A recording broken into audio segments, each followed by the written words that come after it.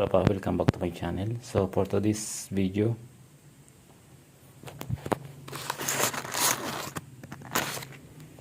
ayan,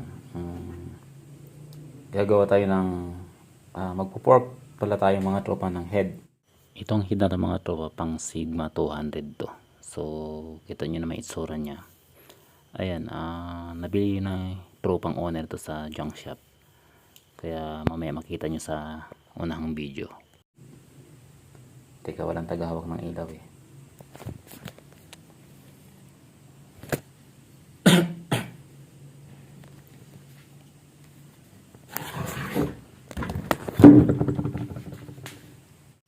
Ayun mga tropa, nung napunta yung head na to kay tropang owner,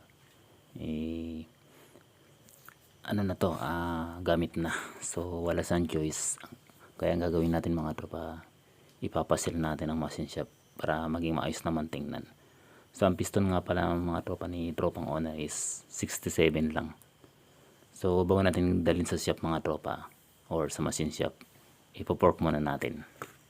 Anyway, madali lang ayusin yan mga tropa, pamamasin natin para maging smooth. Mga tropa, pasensya na kayo, hindi na tayo nakapag-video. Okay na yung part natin. Ayan. So hindi na tayo masido ng laki.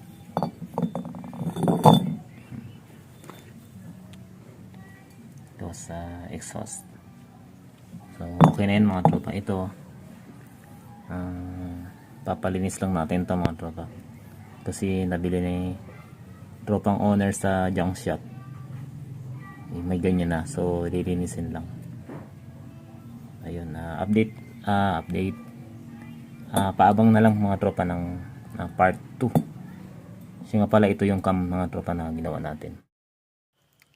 So ayun mga tropa, bandang kaliwa yung napili ni tropang owner dyan, ano. Siyang pinadesign natin para swak na swak talaga.